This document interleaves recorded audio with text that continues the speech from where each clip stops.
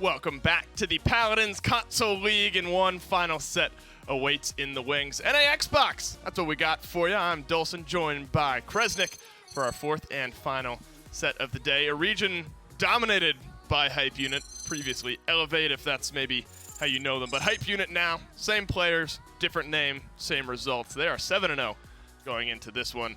Classified and Eternity is what we have on stream for you here today, though. This is a 3 versus 4 matchup, but this is an interesting region, Kresnik, in that Esports and Classified, despite being 2 and 3, as you'll see standings-wise, are effectively same win-loss percentage. So could call it a 2 versus 4 matchup, could call it a 3 versus 4.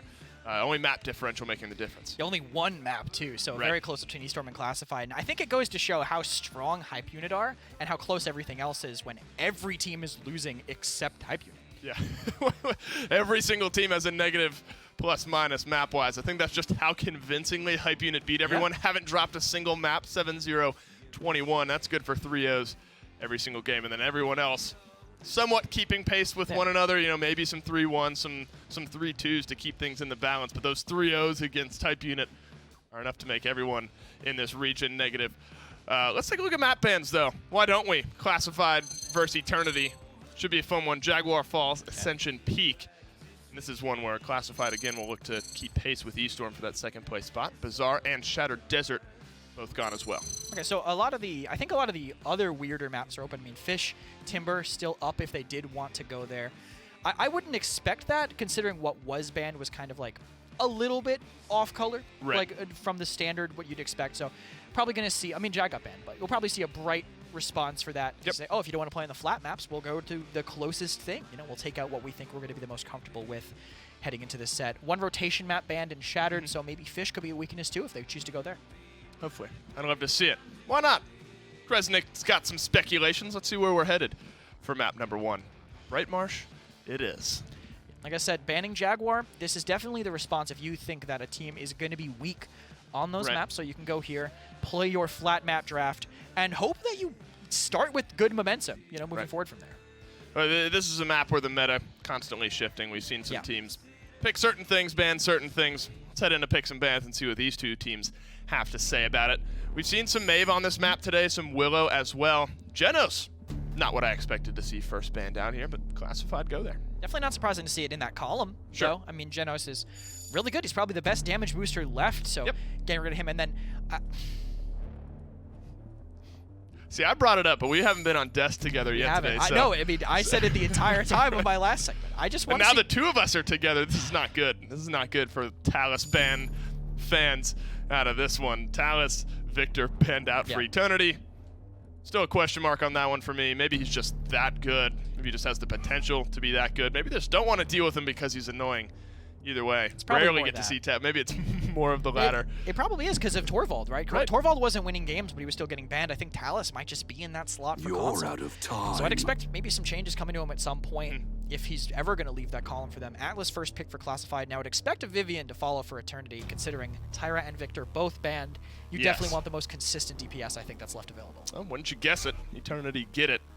And again, I mean, I know we've kind of moved on from standings, but we looked at how close Esports and Classified are. If we're, all things considered, if we're assuming Hype Unit continue their 3-0 dominance, Classified are able to win this one in any more convincing fashion or lose in less than 3-0 fashion. They'll actually leapfrog up to that second place spot. So something to keep your eyes on throughout the rest of this game. Inara locked in behind the Vivian for Eternity. Classified are looking at an Atlas, Willow, Leon. Those are 3 very strong Bright Marsh champions. For sure. I like the start by Eternity, Vivian, and Inara, so you make them, if they want a point tank, they have to go to a shield-focused one. So the Vivian will be really good at providing that constant pressure.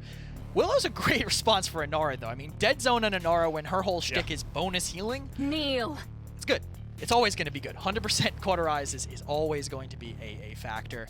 And previously, Death and Taxes would have been a factor too with this Leon pick follow-up. But all it really does, I think, is deny some extra flankers from Eternity. If they wanted that Mave, if they wanted maybe a Drogos or something, it's going to be a lot harder to execute into a Leon.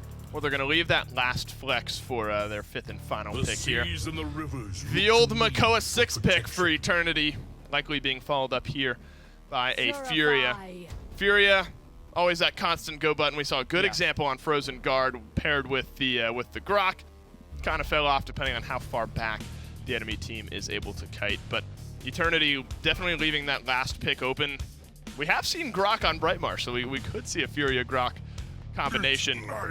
Grover and Barrick, though, looking like the last two here for Classified. Grok could be an option for them, I think, to have both. Just have that aggression, bring in the Ancient Raging Makoa, walk the Inara at them. Speed boost plus Inara is always going to be good.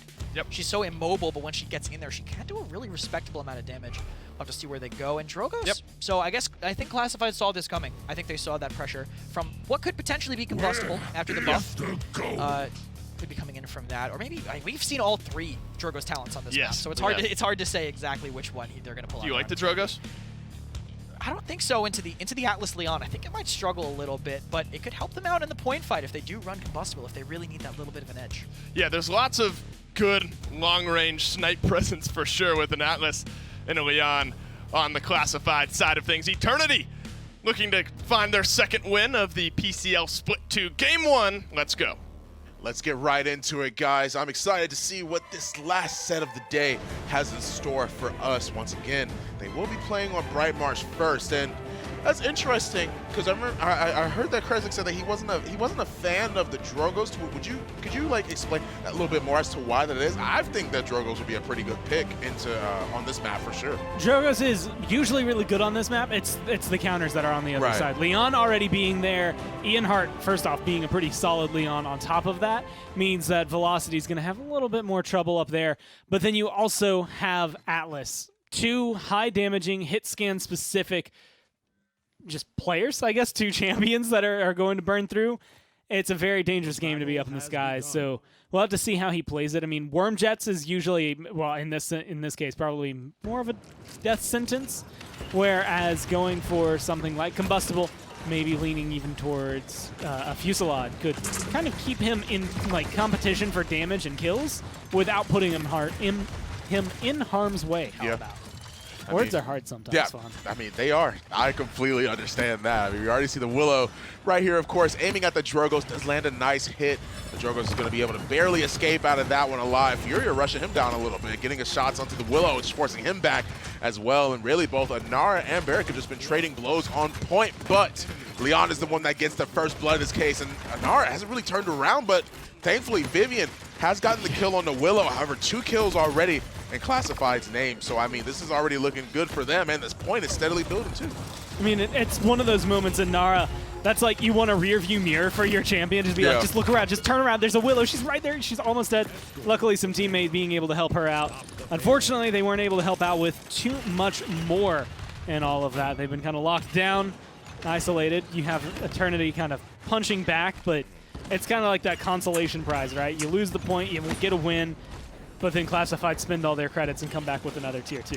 Right. I mean, they had it at first. Eternity was doing extremely well, but it just didn't end up mattering. I mean, once again, Classified was the one that ended up getting the point. Juicy on the side, trying to make sure that he can get a few shots onto the Atlas.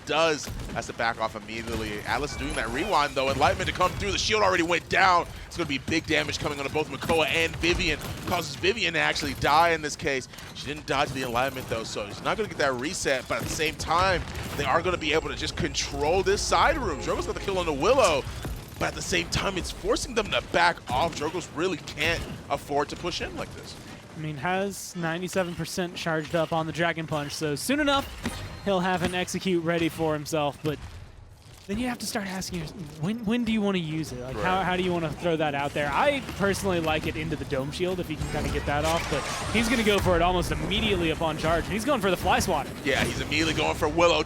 Man. To find it, the Inflame is allowing the rest of his team to be able to win that ground war. Drogos takes care of the air war in this case. Got rid of Willow, got rid of Leon, and now we're seeing that Classified is just laying into this Makoa on Eternity's side. They're able to fight back, but not for very long. It's going to force the rest of Classified, at least the remaining members of squishier targets, Willow, Grover, Leon, to all back up and to concede some of this point pressure. Now, I've said this before, and I'll say it again. G-Pan is one of my favorite Drogos to watch on console. He just plays it, and he internalizes Drogos very well here. And there's been moments so far this game where, I mean, so far he's been a good saving grace, even though this matchup isn't really favoring him too much.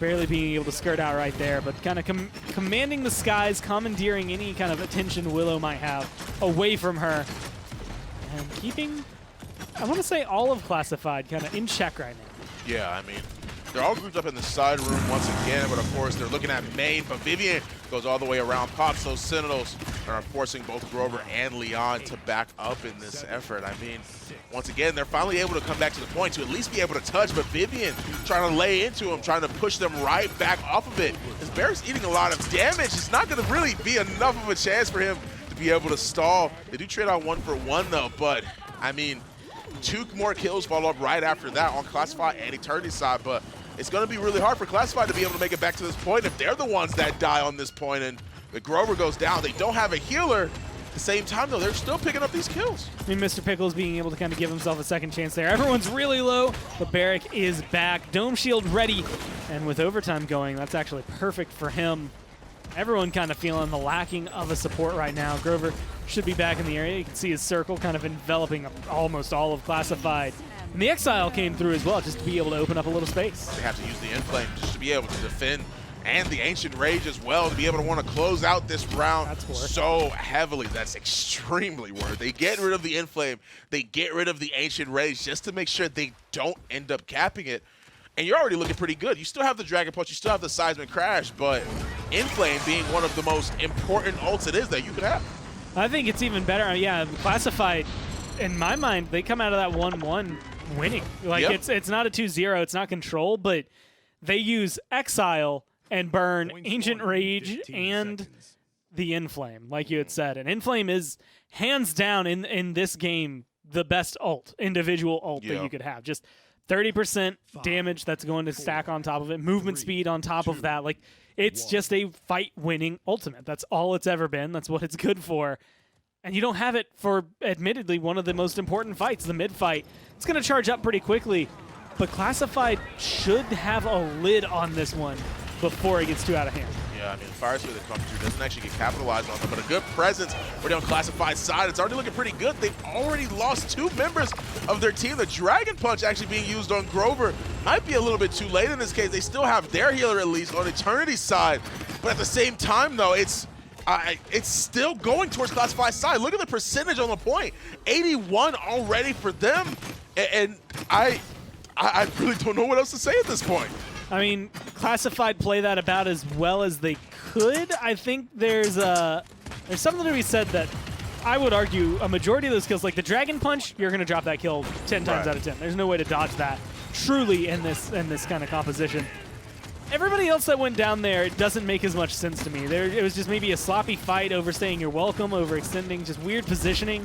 So Eternity able to read that really well, but that 81%, that's the biggest win they could have gotten. Now it's 99.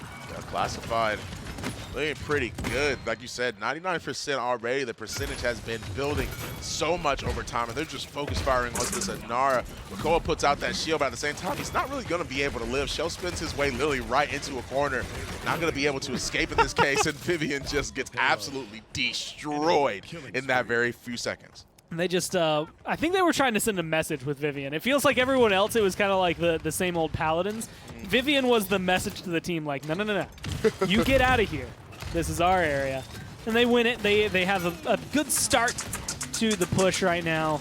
But Sentinels are charged up and ready to go, and Flames popped right now, so that should be a winning fight, at least to stall things out here for Eternity. Yeah, they were able to get rid of the Leon, which is good, because that means that their left flank is not only completely open, but they're down a man. You already see Classified running away. Doesn't want to use the rewind, pretty much just wants to try and get out of there if he can. Barrick is still alive, of course, they still have their healer, but it's really the pressure it is that Eternity is able to get purely based off of this push. With ults charging back up, 1.5 minutes left on the clock, the question really is going to be towards Eternity, how much they will use and how much they are willing to use to find the defense. Like, Sentinels being popped doesn't matter. That being at 0% just means that Vivian theoretically still has them kind of hovering around with her, and she is charging them up. It's the only ult that works that way. But Inflame being down, once it comes up, do you pop that towards the end? Do you hold on to it? Like, those moments I think are going to be the ones that make the big difference. Faithlight being popped, Whirlwind being popped, this is a go button for Classified. Yeah, already. I mean, you see the mileage it is they're getting off of this Anar forced literally all the way back. She's scraping away at her health bar right here. She's going to be staggered out. That's going to be absolutely huge. You already see Classified, not only are the driver's seat, but they, like you said, they use their ultimates. They came out with the value. I mean, the Inflame is coming back up. I mean, so the Dragon Punch is already back up. Ancient Rage is coming. We have the Seismic Crash. They have the ability to stall, but it's really just a matter of, do they really want to use some of those ultimates once again? Well, I mean, soon enough they're going to have to if they want to hold on to this one. I mean, 30 seconds left. The payload's knocking on their doorstep, and there's a Dome Shield just to get the zone. Yeah, I mean, there's already pinning this Inara against the wall. She literally can't move in this case. She's contesting through that wall, but at the same time, there's no one else that's really down except for the Makoa. Once he goes down, man, I mean, that's pretty much going to be it. They're already looking for their opportunity, and he shell spins away from the point, giving up the contest, and they're able to push it in. The biggest thing for me is watching Classified kind of regain things. They popped the Faithlight and the Whirlwind pretty early through that round. They were able to charge them back up. So even though Dome Shield was used towards the end, theoretically, they still have everything they might need to hold on to it.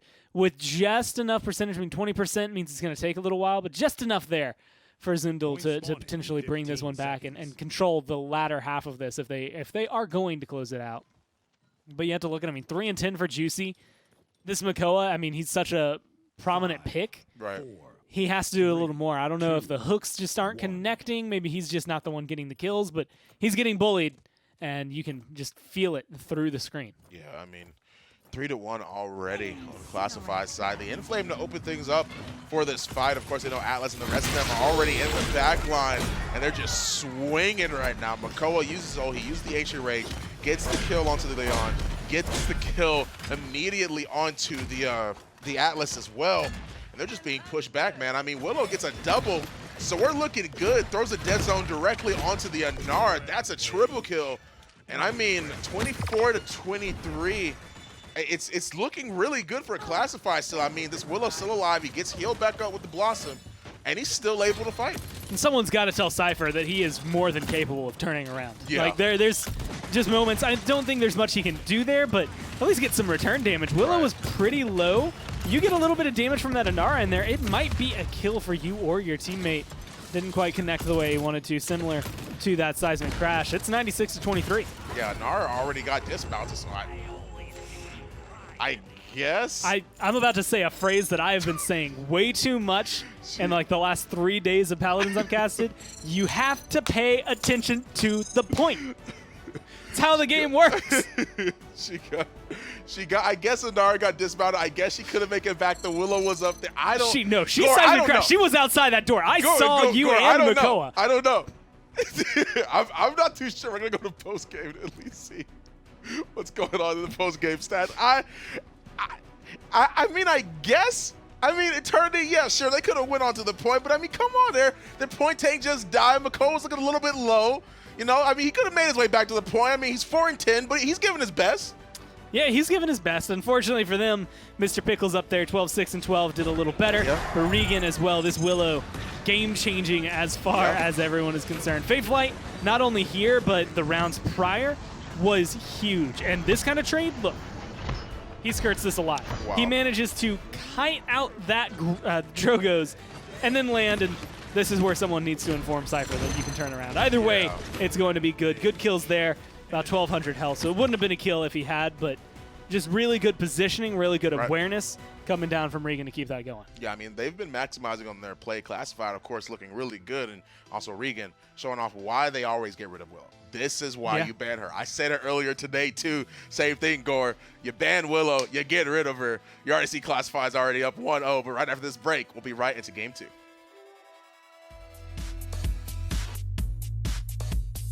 Paladins Console League is brought to you by Evil Mojo Games, developers of Paladins.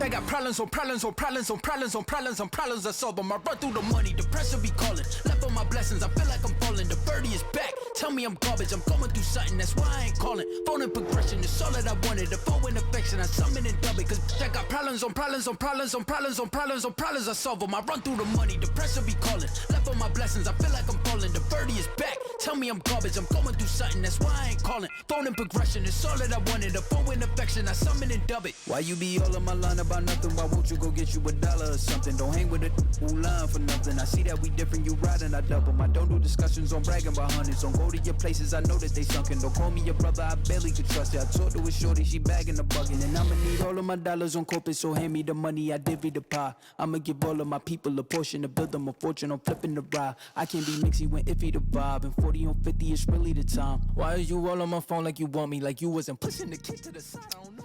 Welcome back to the Paladins Console League. Classified big win on Brightmarsh. 4-1 over Eternity. Playing their composition better. The Willow quite literally winning engagements with the Drogos on the enemy team. That gets them a win. Big fashion for them. You expressed maybe some concern surrounding the Drogos, and you kind of got to see why there. Yeah, definitely tough. A little bit too much pressure on them. And when you just, it's unfortunate when you just end your Dragon Punch 2 feet away from the Fate-Fighting Willow. I mean, I think prepare for that. If we had like another second on the Dragon Punch, like maybe he's in there getting that kill.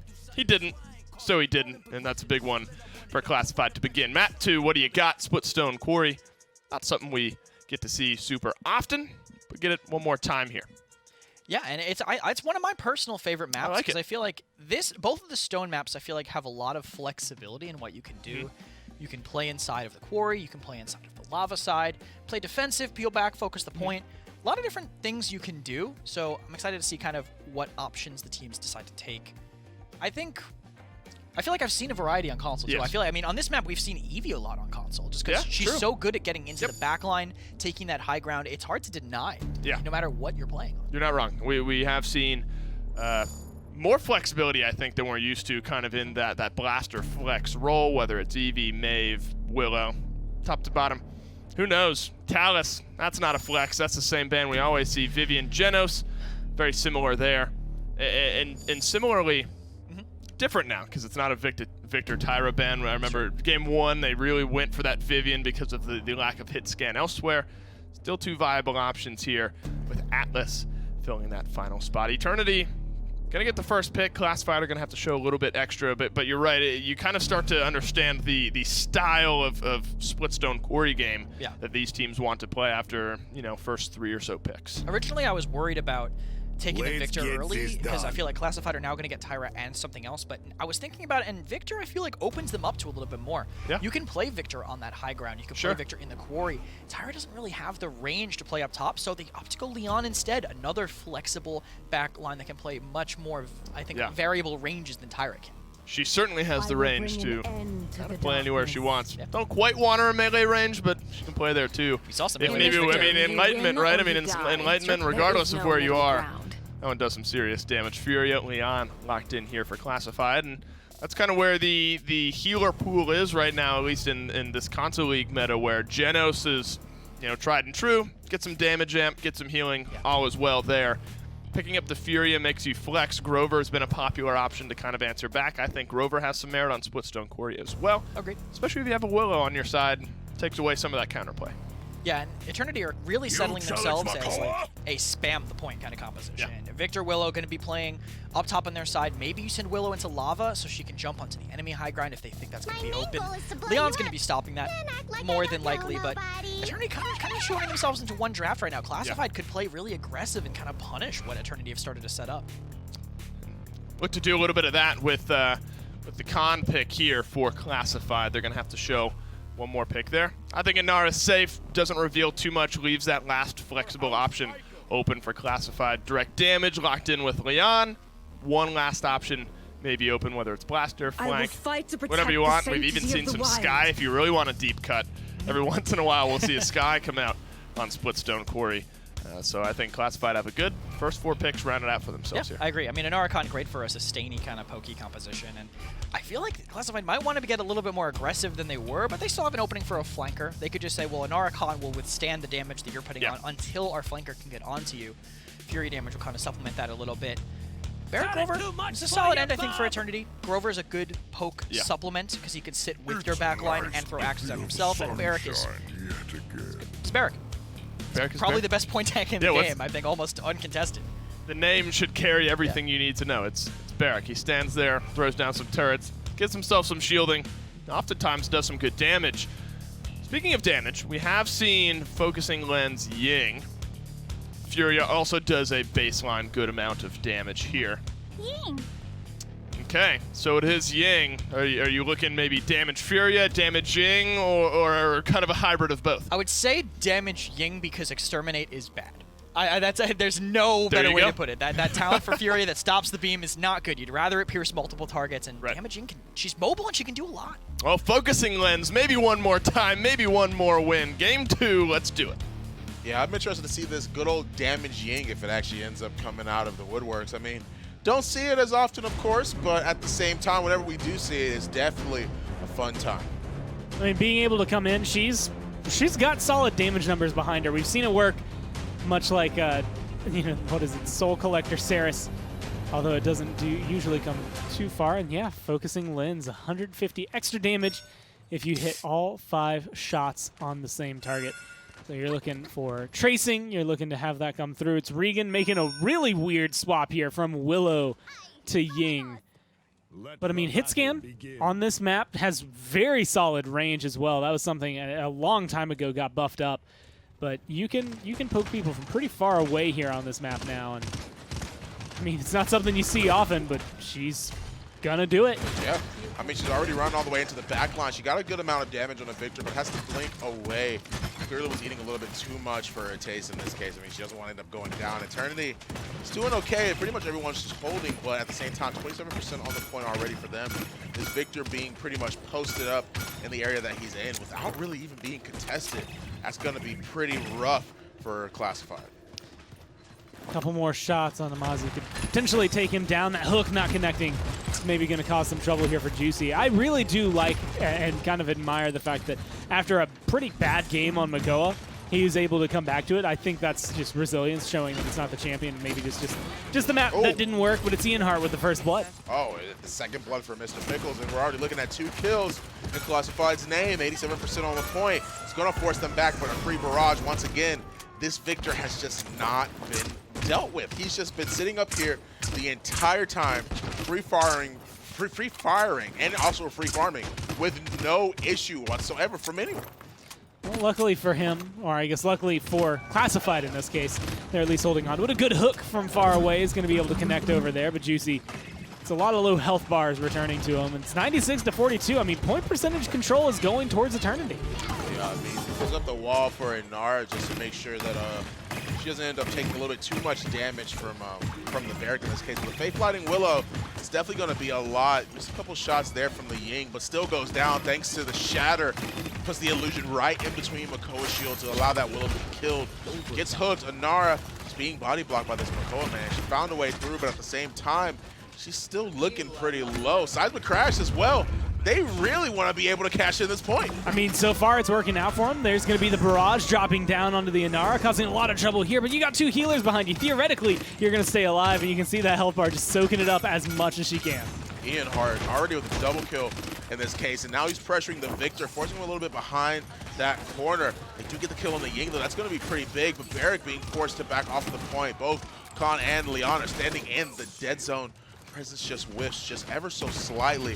And now they're running down the Khan. Khan's already pretty low. Seismic Crash was trying to open the door, but really, like, Eternity just ended up shutting it right back in their face. Yeah, honestly, I think Classified have a really, really good chance of turning that around and winning that.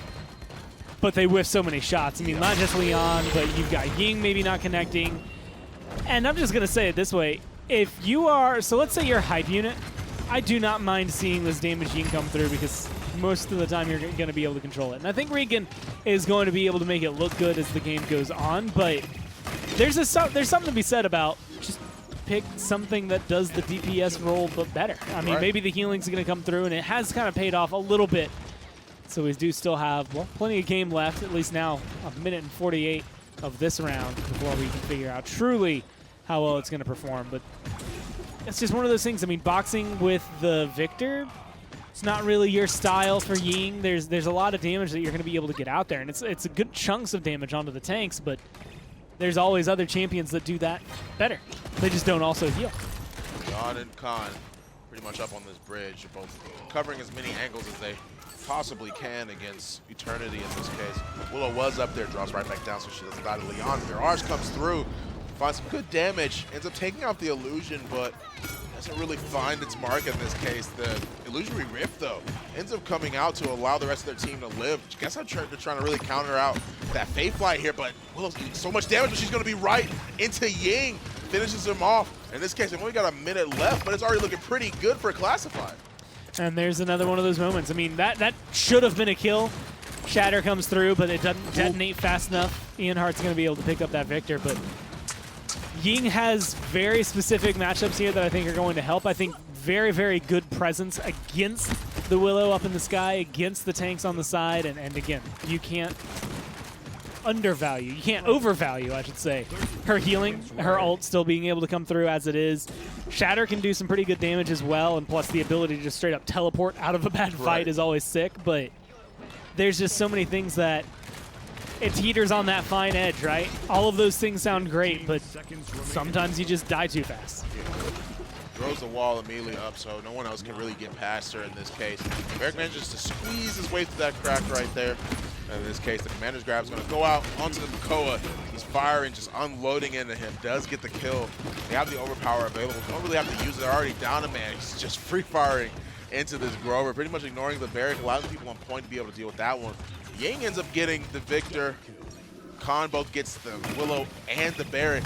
Now Grover's being forced to back off, and now we're looking at a 1-1.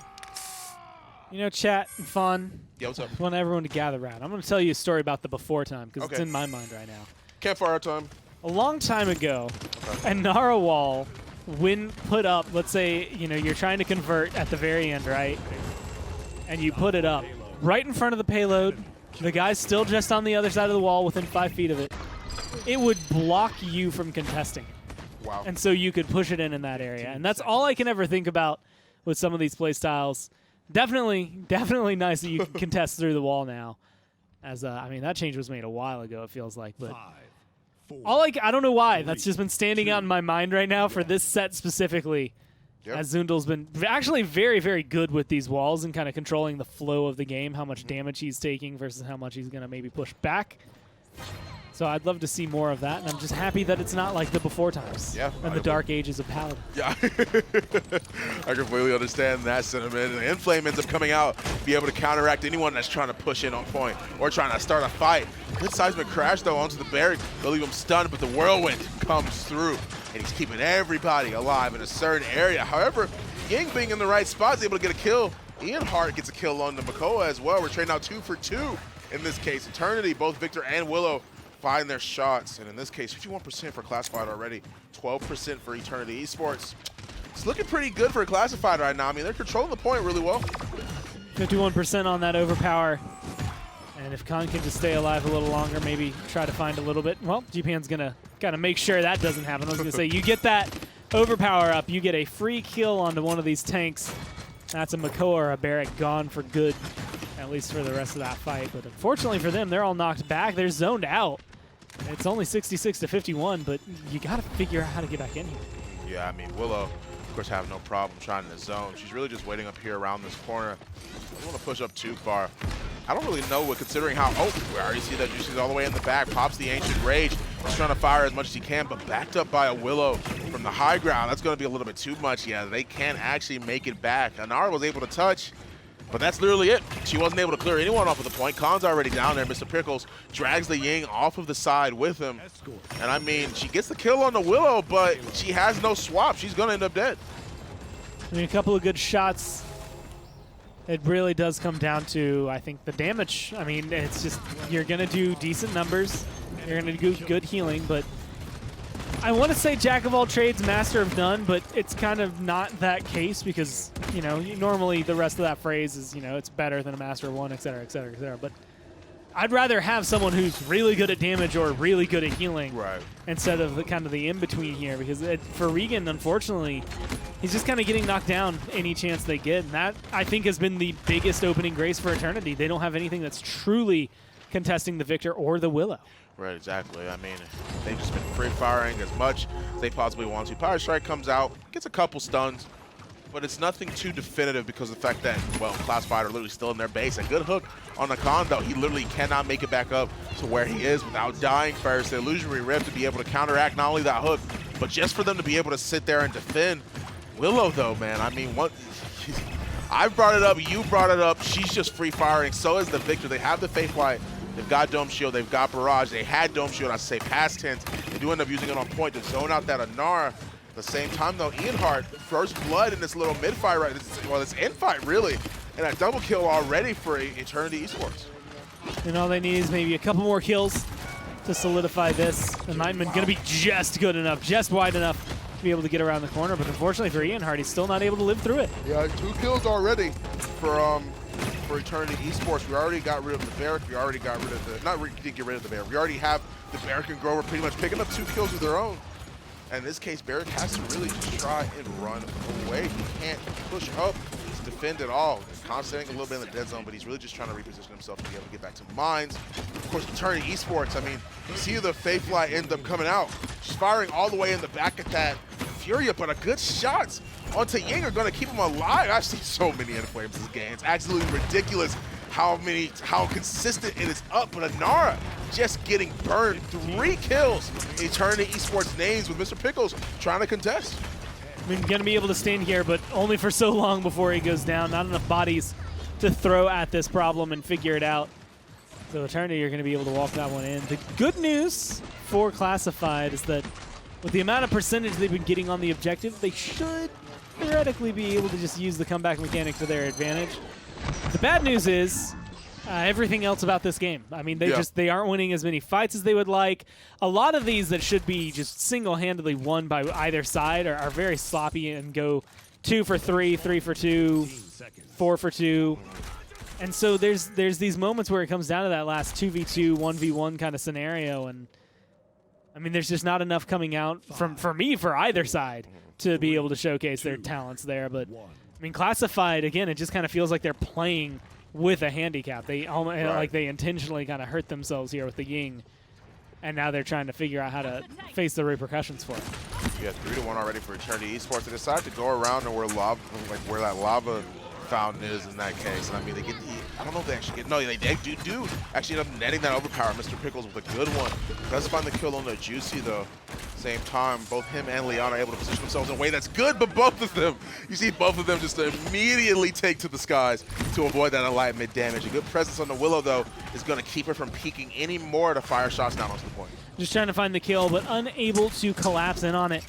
I mean, Eternity are 39% away from being able to find themselves potentially a victory here. I mean, 51%, you got to do something if you're Classified. Yeah, I mean, we already see that they're pushing them all the way back. Eternity Esports, Mako is just swinging that hammer, does find a kill onto Ianhart. And really, they have 2 kills already with a good zone. I mean, I don't think Classified is going to be able to make this back. Anara is really the only one that's on the point, and she's being free fired at too. I don't know if they'll be able to really try and contest this at all.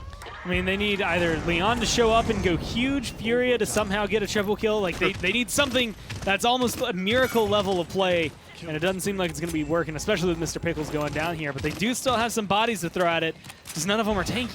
Yeah, Leon slides her way onto the point, but already a double. That makes us make that all that does is make a double kill for Barrack, 2 for him. Another good couple axes from the Grover are going to allow him to die as well. And that's going to be it. Eternity Esports do manage to take it over their opponent's Classified. Surprise, Ying damage didn't quite work, I think, the way they wanted it to. I've seen Soul Collector work. I've always seen it, though, in like a hype unit level team playing against a not hype unit level playing team. Right. And all of a sudden they tend to do well. I'm interested to see the damage numbers he was able to knock out. 78,000, so nothing to scoff at. He's able to kind of keep up a little bit in terms of the other DPS here. About, I guess 10,000 behind the Willow. So kind of there. 37,000 healing, 5 and 12.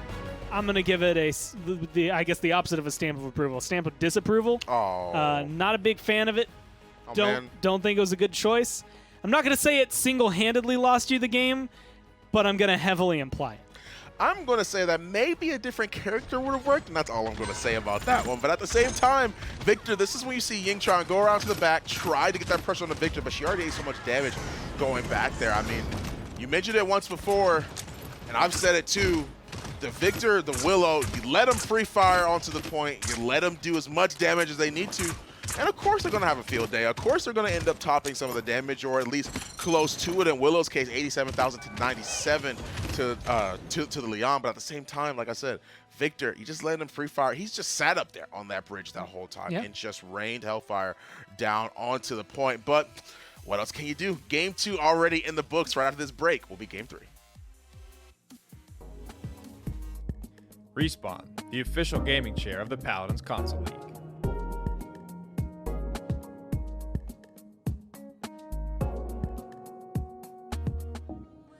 Inside your mind, it's a haze of mysteries. All I see is smoke and mirrors, and the reflecting memories. I need to figure out how things are twined. The ropes are choking us. If only I could blow away the heavy clouds up in our sky. I see you. Can you see me too? Tell me how it feels to know that I cannot let you go. My veins, they are strained, 'cause my heart is blue for you. I would do anything just to have you once again. I've lost my way. Well, there's some fight back from Eternity tying this one up against Classified. You know, maybe it's picks and bans, the Ying not quite hitting home in that one. Do you think that was just a little too cute trying to play the kind of hybrid damage between Ying and Furia? I mean, we've seen it before. We've Sure. seen it to success on Bazaar. Focusing Right. on Ying, I think it had some merit. It actually, that first mid-fight, that in Nara, should have died. A lot. And the only reason she didn't was because the Ying was able to put out damage with Sure. the illusions and the healing Sure. from the Furia. So much sustain. Even if it didn't end up going well for them in the end, it had its merit at the start, but it had to win quick. Not something that you just throw in the shredder and completely get rid Yeah. of forever and never touch it again, but didn't quite hit its mark there in that game. I mean, the consistency of a Victor on Splitstone Quarry, a little bit too much for Classified to deal with. 2-4-1s, one for each team. Stone Keep's going to break the tie here. Seen a lot of tiebreakers today, only a couple 3-0s. Some of them not even broadcasted. P's and B's, pretty pleased. Dylan in the back. Let's see what we got waiting for us on Stone Keep. Classified, standings-wise, looking to keep pace here. Eternity trying to make some headway of their own. Tough hill to climb. But, big moral victories here if you're able to at least keep some of these sets close, because they've had a tough go of things at the start. Or I guess technically now 2/3 of this split. Yeah. So we're about to round out. Genos Willow for Classified, picked up, or banned out first, rather. Atlas, Talus, our favorite pair of bans for Eternity, are the next two to fall. I mean, Atlas is good as a ban. Genos and Willow We're gonna are ride a this pretty are a good start, I think, denying that spam ability on Stone Keep, where the point contention can be really, really dangerous because of Church being able to hold that area, kite back and forth. If they have the Willow on the high ground, you're not going to be able to get the benefit that holding Church gives you. So it could be a tell that they want to do that, or just that they want to have the option to do that as it goes on. And I think now we've kind of seen why Victor should be considered a first pick in most of these scenarios. Yeah. Of course, Vivian and Tyra still both available here, but I think that just shows the overwhelming priority for Victor as kind of the main backline hit scan damage dealer in this case, where even with a Tyra, even with a Vivian still around, Victor seemingly sometimes is just that much better. Yeah, I mean, he has the flexibility to be at multiple ranges. Ideally not melee range, but you have that long range potential that Tyra and Vivian kind of lack. He has a lot more poke potential, and he has that chase with the grenades, just so much more out of Victor than out of the other two. So having that consistency, I think, is just why he's so highly prioritized. And he can touch the point for overtime over and over again. And run away from a fight and distract everyone. I mean, apparently he can do it all. Frontline, backline, flank, point contest, whatever you need out of Victor. he'll bring it for you. When you pair it with an Anar and a Furia, you'll be pretty happy about that as well. Eternity rounding out their top 3 with a Barrack here. They'll have, of course, that one final flex pick and a Grover for some good healing on Stone Keep. Yeah, good for right now. Their composition can kind of go either way. I know some teams that with the Barrack tend to be the one that go on the low ground, so they can poke up at the doors, have that extra bit of damage. Tyra could be good for that too. You can firebomb one of the entryways, not let them get out. Could work either way though. Again, they could play on the high ground and then use the Tyra to spam the point, have the Ashe cross using the high ground elevation to carry the momentum forward, get into the church, get into the backline that way. So Eternity still have a very flexible draft, I feel. Classified looking to build some range in their draft between Victor and Leon. Rounding out things, there's a 9th pick. Makoa for you. Ashe being prioritized a little bit more heavily. Makoa looking to be that final lock-in here for Classified. Is there any risk, though, that with a Victor and a Leon, if you get dove on by something like an Ashe, you're not quite as effective? If you play your Makoa defensively, that's an option. You could have your Makoa kind of sit back and peel for your double backline. And now, now I think Eternity will hold that high ground and Classified are going to hold the low ground. Classified have double poke. They have the Anar to contest the point. Makoa to peel anyone off who tries to go through, or get hooks from the high ground if they try to peek. Classified have a great composition for outside, and Eternity, if they get contested inside, could get some free picks. But I think, honestly, this is in Classified's hands if they can hold that outside area. Well, Classified, at least standings-wise, in the lead. Game 3 about to kick off. Fawn, Gormizer, have some fun. Thank you so much from the desk, guys. Here we go. Just like you heard, Dolson, just like you see up there on screen, we're already in Game 3. We're looking at a 1-1 tie as is. And, of course, where else will we be but Stonekey? I mean, being able to come here, much like Kresnik was saying, one draft, well, wins inside, as you just saw right there, and the other draft can control outside pretty well. So it's going to be up to these teams. Their positioning and how exactly they kind of approach the fight. That will determine everything. Regan, Ian Hart, probably the biggest members there for Classified. But Mr. Pickles this time around going to be on the Makoa instead of Juicy. Whereas on the other side, I look at G-Pan, and he's kind of the one guy that stands out the most to me as carry potential for this game on the Bomb King. Yeah, I mean, it makes the most sense. You're going to be able to control that keep really easily, which means that most people probably won't try and contest that. Mr. Pickles was going to go up there. He's really just standing at stairs, just watching for an opportunity. Gets a nice hook on the Bomb King, though, right through everyone else. Manages to net it. That's going to be first blood already for Classified.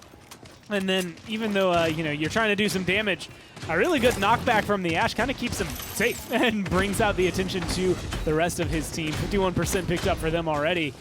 And a good old classic tank battle right here. Shots after shots, and finally someone goes down.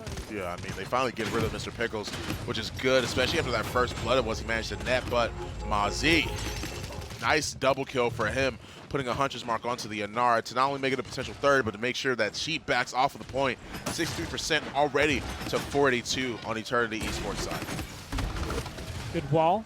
Going to end up kind of trapping Barrack. I'm not sure that's the side he intended for it, but maybe being able to kind of lock him down. No one's standing on the objective as of right now there.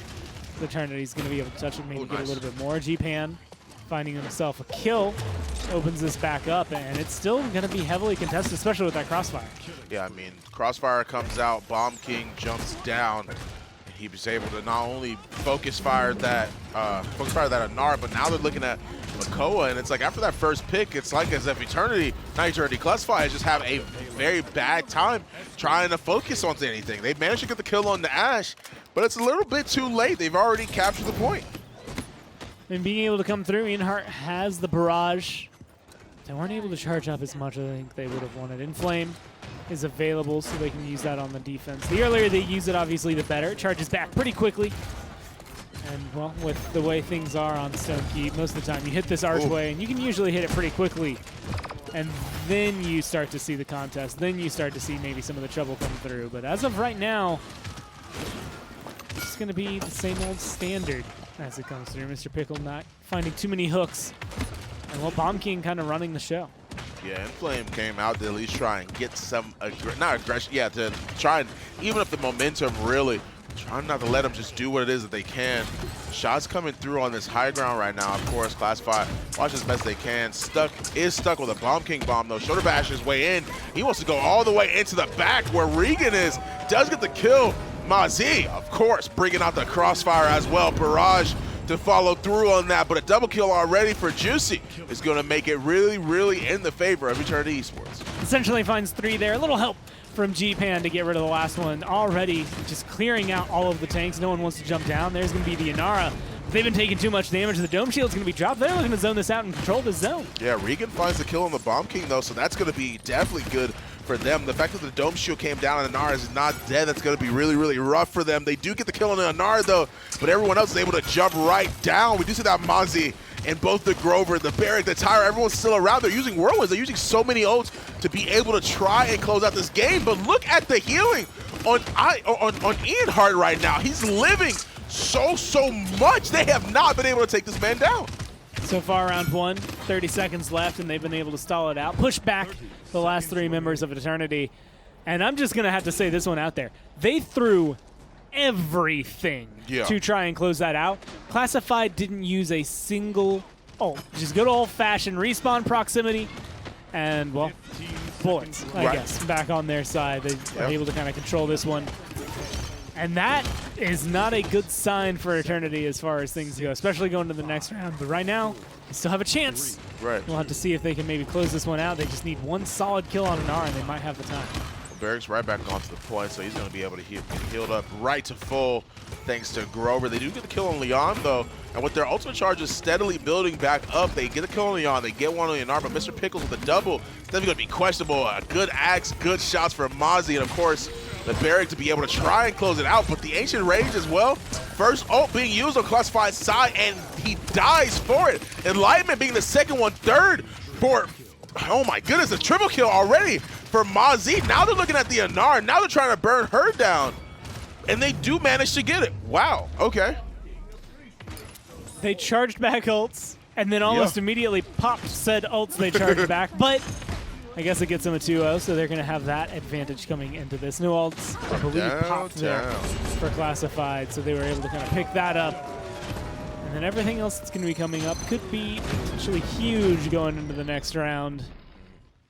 As, again, a little bit of zone, good zone at that, though, caused by Juicy throughout all of that. 77 picked up for the Assert dominance here, so almost there. And I lied, there was an Ancient Rage as well. Has the Enlightenment both used there from Classified towards the end. So 3 ults on, let's give it 3 ults, even though some of them are going to take a little bit and some damage to get up there. Yeah, I mean, Juicy's going to go around to the side. Of course, with the rest of his team, they're just going to be able to keep controlling this keep. They're positioning themselves pretty well, but once again, first hook coming out from the Makoa. Mr. Pickles doing extremely well with just timing those hooks, knowing when they're right around there and doing it almost immediately. Like you said, they charged up those ultimates back during the last fight. Barrage comes through to try and find some type of advantage for himself. With the Poppy Bomb to come through, King Bomb goes out, gets the stun, and such an aggressive zone already from Eternity Esports. Now they're able to turn around, be able to focus on the Zanar. They get her, and because of that, they're going to keep being able to zone classify. I mean, a couple of good bombs here could absolutely make the difference between the zone functioning and maybe getting broken here. 42% is not a ton, and that's going to be a good Assert dominance. Good stun into the firebomb as well, so Ian Hart burned down before he could react. They still end up getting the victor, which is what's crazy. Shoulder bash to knock the Anara forward. He's already in a tough spot, but Juicy, man, I mean, he's still living within a very low inch of his life. He's shoulder bashing his way in, backing right back out. He's going to assert dominance in the aggression from Eternity Esports. They're using ults literally as soon as they get them. When they see an opportunity, they're pumping them out. And because of that, I mean, they're winning these engagements. Shots are going to be ready long range. With the positioning of Inara, with the way that Regan's kind of approaching this, and even getting a kill right there, that's going to be beautiful for them as they are going to create some space here. Kind of lock Eternity maybe back in their box. 3-0, so Eternity, they're pushing for win. Yeah. Classified cannot afford to slip up. Yeah, Eternity's forced to back up, that's for sure. Of course, Ian Hart's really waiting on this little ledge right here. He's got a lot of shots, so much onto their team already as they're coming through church. He's going to charge with that grenade, throw it out, and of course, keep watching those exits. He's going to stand all the way back. Barrage to come through. Hunter's Mark onto that Makoa, but thankfully the damage coming out from Mr. Pickles and him combined a little bit too much, but so are the bombs for Bomb King. Going for the flank, Regan. Kind of in an awkward position as a Leon. You can get aggressive, you can go on the side. But if they catch you out, you do not have the health bar to play with. Grover behind them here for Eternity to try and break back into it. Minute and 10 left on the clock. There's still plenty of time for a team to push up into the archway, still break the archway, and they're slowly but surely charging the ults they need to duel them. Dome Shield, the closest to being up, but Assert Dominance going to be very close behind. Crossfire, as well as the King Bomb, all pretty soon available for Eternity. Yeah, good shots coming out from Barrick, of course, to be able to zone that in our back. And now they're looking at just trying to control this high ground. 45 seconds left on the clock. Payload's really barely even moving. I mean, they were able to move it up a little bit, but of course it gets pushed back thanks to them just nobody being on the point. And the zone was that Class 5 had for a very brief amount of time. But of course they're watching the exit, they're watching the entrances, they're watching the exits in this case. And the ultimate to be able to come out from Bomb King. The King Bomb comes through, looking straight at Makoa. Doesn't find the kill though, but Juicy able to clean it up. The damage thanks to Bomb King. Ian Hart gets the kill onto Barrick. But Mozzie, I mean, on this tower, dude, he's tearing it up. He's able to focus fire so many different people thanks to Hunter's Mark. And because of that, they're still able to push this one in. They have the Whirlwind. But once again, do they really want to use it? With how Eternity's been using it now, I can't imagine them not as soon as they get the ults they need. Yeah, that's going to be the question. What ults are they going to be able to get up? I mean, Whirlwind is going to be the only one relevant that's even close. Right. So they're not going to have anything that they can use that seems like a solid game ender, especially with two of their champions already dying. Oof. These players looking to respawn, I just don't think it's going to be long enough for that. Neither do I. Coming into this next round, though, of course, we have the Inflame. We have the Ancient Rage. Seismic Crash is coming. Barrage is on its way too. But at the same time, slash lines on both sides aren't looking as bad as you would have assumed them to, at least on Class 5 side, considering the fact that they're currently losing. But at the same time, they're doing pretty well. I mean, the damage charge, though, on Ian Hart, he's all the way up at the top, doing so well. He's being able to rotate when he needs to, firing these shots, and of course, it's netting him kills. The fact that it's 3-1, they're really going to have to try and make something work on Class 5 side before it's too late.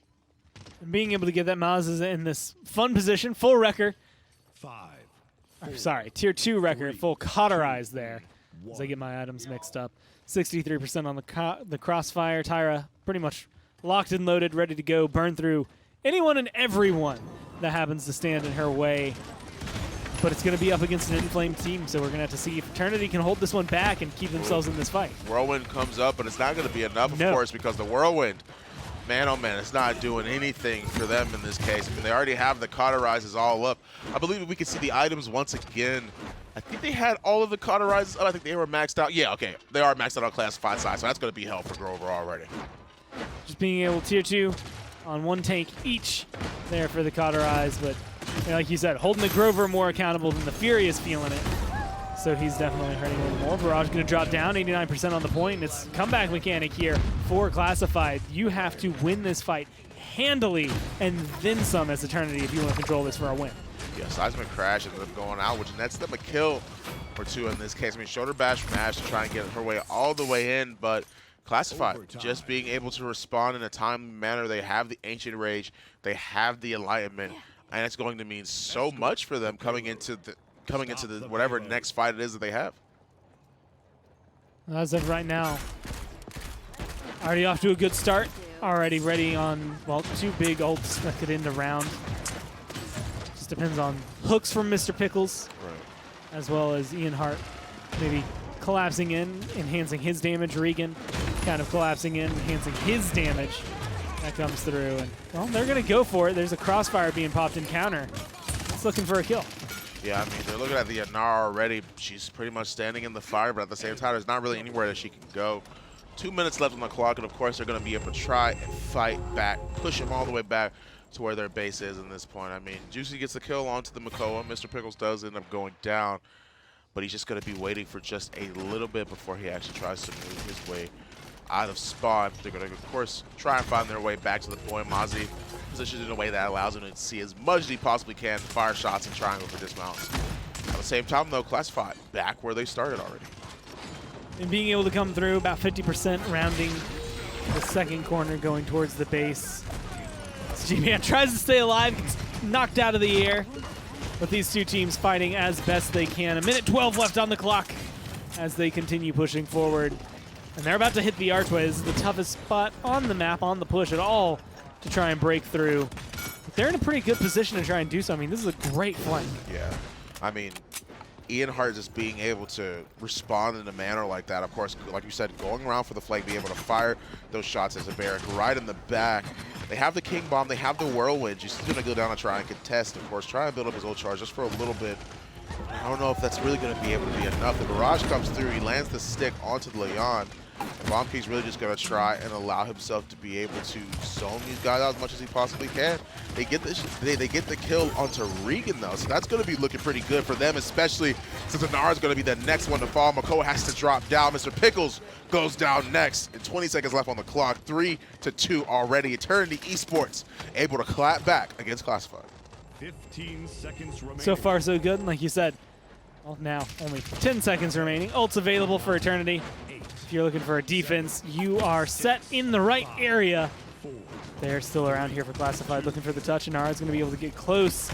She's losing a lot of her health bar just to get there. Going to get burned down. After getting the overtime, that should send us to a 32 point.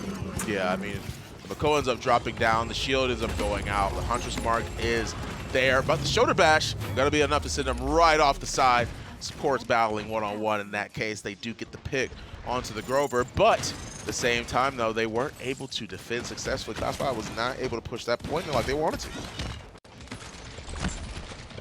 Now the question is how to adapt for the mid-fight. Right. I think the biggest thing for Eternity, well, one is they maintain ults. That's probably the best thing for them. Both of these teams have been haphazardly throwing them out, I guess is the best way to word it, where they very uncautiously throw ults into the wind. Maz is at 17, 6, and 9. This Tyra is doing tons of work. And now with the Wrecker built up, with the Cauterize built up, you're good against the Furia. You're going to burn through Mr. Pickle's shield. You're going to cause a lot of trouble for them. But resilience is the name of the game. It's just dodge the stuns, dodge the hooks, keep yourself going, moving, not getting locked down. I think that Crossfire could be one of the biggest game changers if it gets some kills. At the same time, though, the fact that Regan gets rid of that Bomb King, that's going to be absolutely huge. And Nara's eating a lot of damage, but she's not dead. You have to be sure you kill her. She's not going to be able to die at this point. I mean, they already got rid of the healer. They've got rid of the Bomb King. Now that Tyra's up on the list, too, for... I just don't know what it is that Eternity Esports are going to be able to do to be able to fight back against Classified. It's now that the items have come online, it's so hard for Eternity to be able to really fight back. Hard, but not impossible here. At 75 to 45, they're going to have to be able to do something big, and they're going to have to do it soon. Otherwise, this thing's going to spiral out of control. And Classified, they're still standing stalwart. No one touches the objective. Yeah, the Whirlwind ends up coming out, too, as long with the King Bomb, but doesn't even net anybody in terms of stun. He's just all the way in the back. Classified looking pretty good right now. The barrage is up, Enlightenment is there. Of course, Makoa, he does have the Ancient Ray steadily building at 98%, but of course it's going to be up whenever he hits his next shot, or it can just build up over time. They have the Crossfire on the opposite side of that. But the fact that Whirlwind and King Bomb already went out, it's going to be that much harder for them to be able to fight this.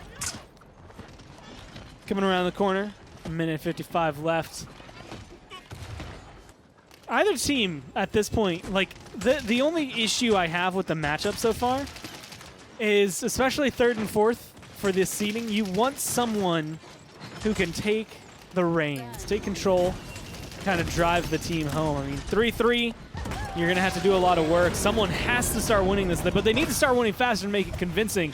Mr. Pickle's Ancient Rage right outside the base definitely helps. Yeah, and then follow that up with Ian Hart getting a double kill of his own. Of course, they're being able to push this one all the way in. They get the kills, they get the team wipe. And of course, Classified making a complete clean sweep in return. Started off 2-0, went to 3-1, and now they're the ones that end up winning the set. And they kind of slow burn it to get there. Yeah. It takes them a little while, but they do march forward, at least for now, as they come through. And I think it speaks maybe more to Eternity there, where it's just like you had the control, you were up 3-0, but again, it comes down to, I think, how haphazardly a lot of these ults were just getting thrown out there, that maybe they weren't there enough there in the important parts of the push. And even though you're 18, 9, and 10, you just weren't able to do too much as Maz to completely seal the deal. 21 and 12 for Leon, 12 and 10 for Ian Hart in this case. And I mean, G-Pen velocity, 8 and 14. The Bomb King was a good draft. Mozzie did good, 18 and 9. Once again, it was just too much for them to be able to handle this victor. Ian Hart, both games it is that he's been playing, and all these games really that he's gotten the victor, he's done extremely well on. And he did a lot towards the end there. I mean, that last kill was kind of in tandem with someone else, but at the very beginning, a lot of those opening kills are his barrage, his shots, his grenade. That's what opened up the door for the team to walk in. And those are those moments where it really does truly kind of, well, just showcase what the team can do, what one champion can do to be able to kind of come back in and level things out. Exactly. I mean, they were able to hold on to that win classified, being up 2-1. What could be the last game, or we could be going to another game 5, ladies and gentlemen. You'll find out right after this break. Skillshot, the official production partner of the Paladins Console League.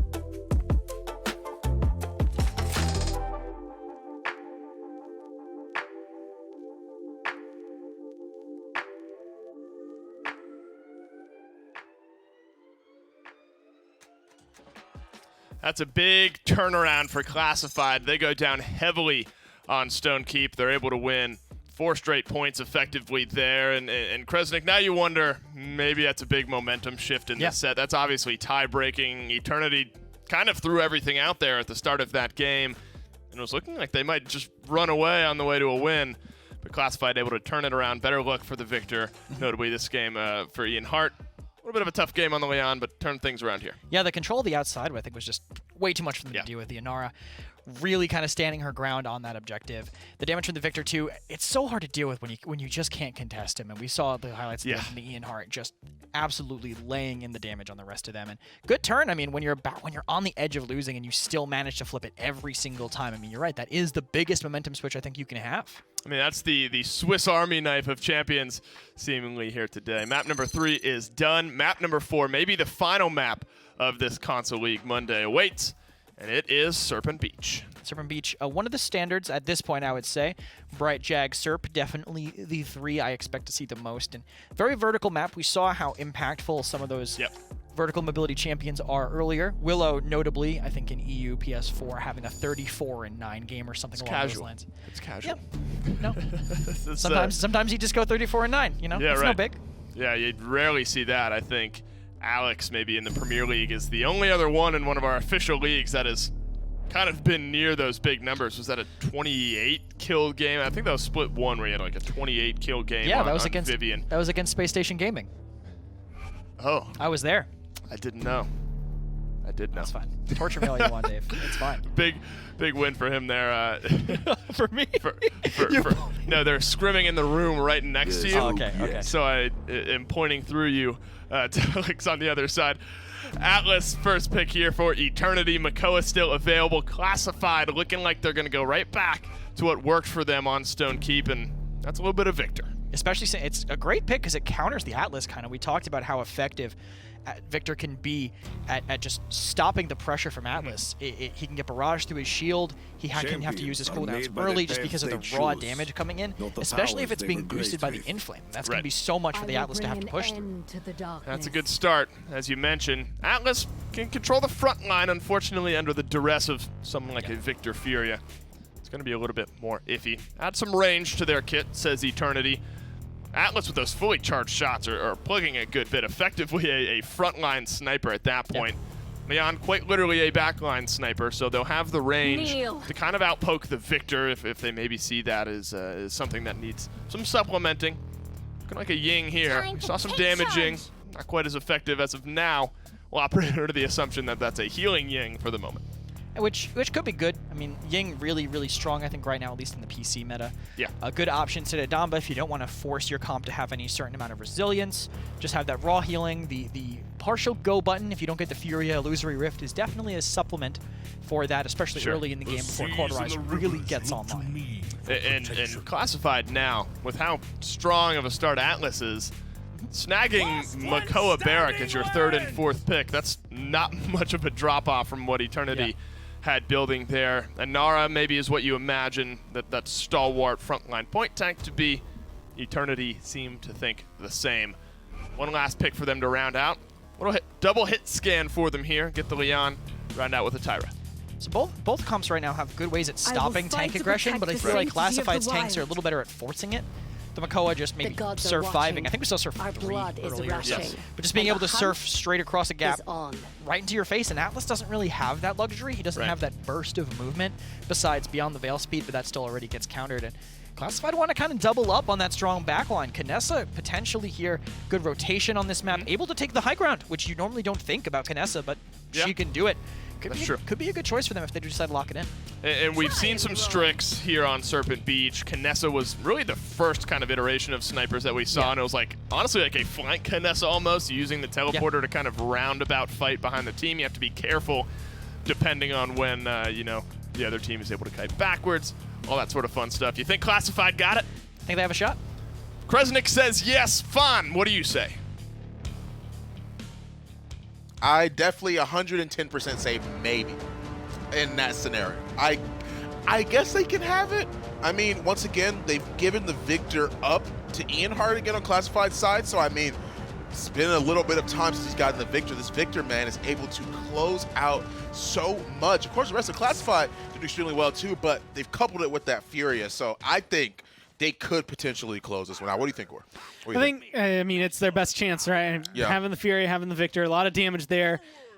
A lot of pressure on Regan to perform on this Kinessa, and also a lot of pressure on the team to control the Atlas on the other side. I think that's going to be kind of the point of contention. Everybody else you're used to. Atlas can be different. I love this already. Regan's kind of gone for the flank. He's going to be able to hit Cypher from behind here. Yeah. I mean, we already see that. Of course, he's 1v1ing the Barrack because the Anara Barrack. You want to be able to duel that out on point. 27% already, but you said it before, Regan, he's already posted up in the back, taking shots at everybody. And they really are getting pincered more, whether they realize it or not. Anara's low, she goes down. Atlas goes down. The hook barely missed on Leon, but they're still running her down. G-Pan, all of them, man. All of them they pretty much just got team wiped. The Ying's not going to be able to make it back. Anara, I don't know if she'll even really be able to. And the good flank from Regan is going to be able to keep that in lock for Classified. I mean, just being able to zone him out this far, really good damage. Anara's, right there, but she's incredibly slow. There's not many ways to break into this one, so they don't break into this one. And that is the most controlling fight I've seen from Classified, I want to say, just today for them in this set. It is the first one that I've thought, yes, this is your fight. Like, you have everything in control. No one's dying. No one's out of position.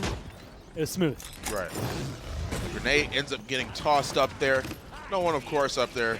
Most of them really just being back. No one really able to go in that room since Regan's really watching it. A couple good shots from Barrack. Of course, onto the Anara are going to keep her where she is. It doesn't want her to push up a little bit too far. Makoa hook goes out. Doesn't hit anybody except for that wall right next to that Anara. But a good barrage is going to leave Mozzie in the dirt.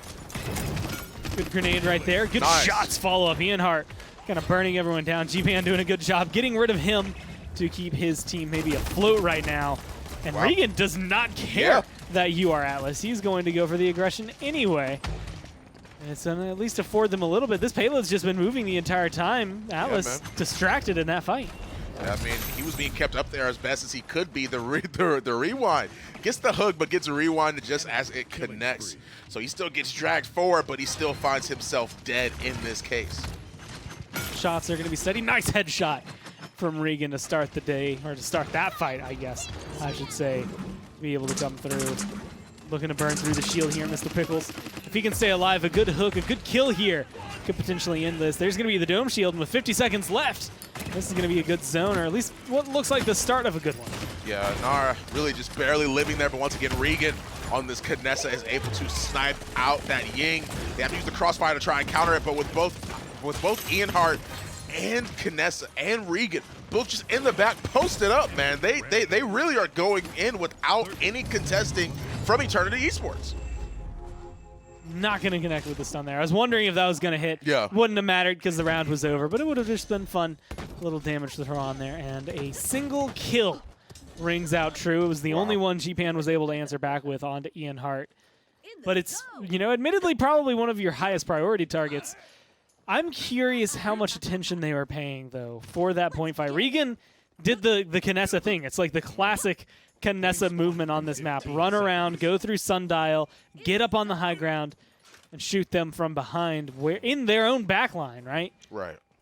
If someone notices it this time, you know, you maybe have G-Pan throwing some shots back there at Regan. You can't box her, though. No one really has that capability, so you have to find her before she finds you. Yeah. I mean, really, they're just going to, of course, go back to their typical situation where they post up along this bridge right here, except they're 5-manning once again. Regan is going to have free reign. He's posted up behind them again. The Ancient Rage comes through, but he's already looking pretty low, but they get the kill onto the Anar. They get the kill onto the Ying as well. They're getting pretty much team wiped again. This is looking similar to how last round went. They are not able to contest. And they're already at 60%. A beautiful headshot from Regan there as well to kind of seal the deal on that one. 84. And there's not a soul that is close enough to try and contest this one. So it's looking pretty good for them at finding themselves a 3-0.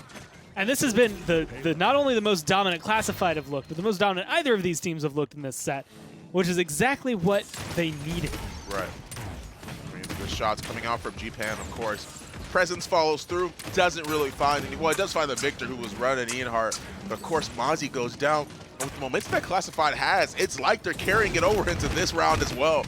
Wall goes up, Grenade does a little bit of damage to the Anar, but thanks to that DR, she's not going to take too much from that. Of course, they're just really going to come around this corner. Inflame goes out, and they're already looking to probably end this game. Good barrage, going to be able to kind of come through, forces everyone to separate. Regan in a very interesting position. This is kind of the hard part about Knessa is getting to those spots where you can absolutely demolish people. Exiled out for right now, but only lasts for so long, and Juicy's in trouble. Yeah, here comes the reload from Atlas. Rewan goes through onto that Makoa, but he's not going to be able to get as much health as he wants to back. Mozzie gets a kill onto Makoa, but that's not going to be enough, dude. I mean, they're really just steamrolling them at this point. They're getting kills off of the point and then are able to really just control whatever's left on the point. Now they're just going to be able to focus on this Anara, throwing out the grenade, pumping as much damage into her as they possibly can. They do find it. And because of this, Classified, I believe, are going to be able to push in. I mean, they're walking it forward right now. There's still just enough health bars around here that might cause some trouble, but Juicy just got melted. Yeah, I mean, whew. I mean, I didn't even know there was a game happening. 4-0 already. Classified, looking pretty good. Their momentum they carried over, I guess, from last game, just carried into this one. That was the polar opposite of Stone Keep. Stone Keep was trudging, like, you're not winning because you're doing well, you're winning because the other team's making mistakes. That was just clean cut from Classified. If you could have done that in the first 3 games, I think this would have been more convincing for you, kind of solidifying yourselves as third place. Still going to be solidly there, but needs cleaning up, I think, to be able to kind of stay here. That game, though, was picturesque. That's almost exactly what you want every week from this point forward. 8-1 for Ironheart, but of course, can't talk about him without talking about Regan on the Knessa, an undying game.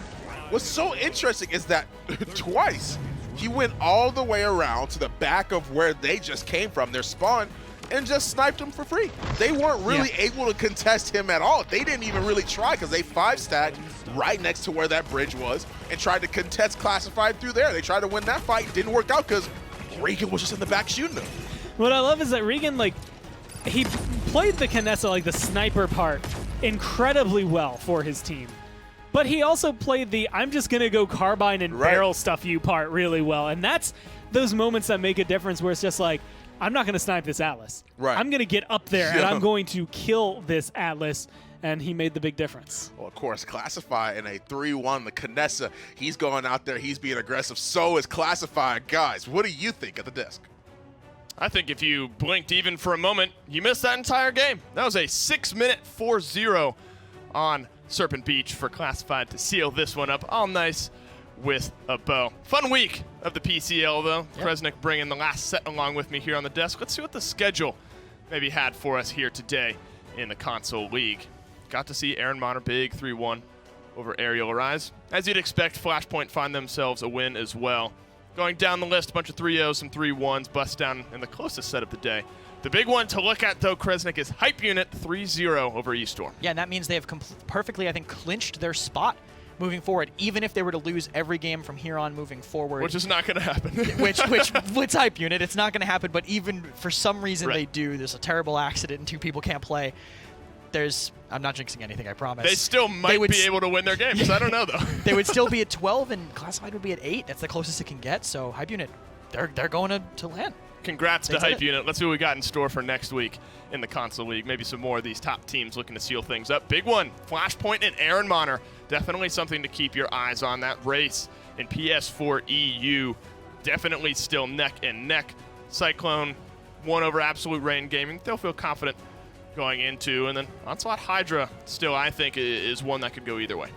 Yeah, for sure. And Classified Esports maybe could be some. They're still close to each other in the standings. I mean, no way to go to land now, but there's still experience, and there's definitely something to prove about being the team that qualifies and beyond that. Well, Kresnik and I mentioned it, but we'll see where the standings are in NA Xbox after today's region all wrapped up. There you go. Hype Unit up on top, 8-0-24. Even if they lost everything 3-0 from here on out, not a chance anyone catches up with them. So big congrats to Hype Unit punching their tickets to the HRX qualifiers. Onslaught very close. Hydra Gaming kind of right behind them, but that's something that you have to look at as well. 8-0-22, 6-2-10 for Hydra. So big matchup there next week. EU awaits on the opposite side.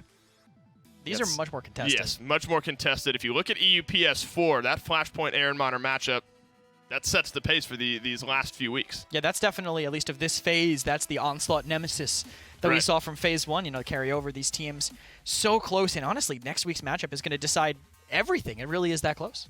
And the map differential, 7-1 and 18 for Flashpoint. I mean, in some world where you see another 3-0 for Aaron Monner, that drops to 15, up to 16 then for Aaron Monner. So in the case of a 3-0, they do end up leaping over Flashpoint.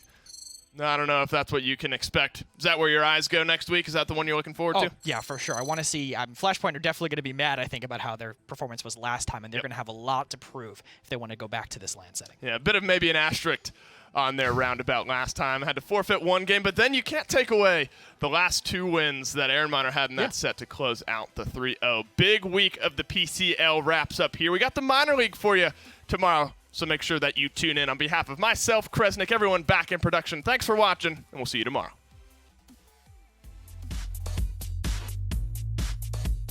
The Paladins Console League is brought to you by Evil Mojo Games, developers of Paladins.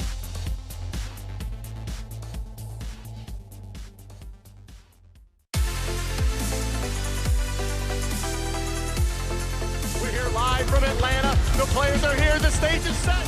Let's get down for Esports! This is where we also talk about the new stuff that we've got coming out for you all. Look, HRX is literally my favorite time of year. It truly isn't close. This is what I live for. It's that second place. I can't wait to see what first place is. It's HRX.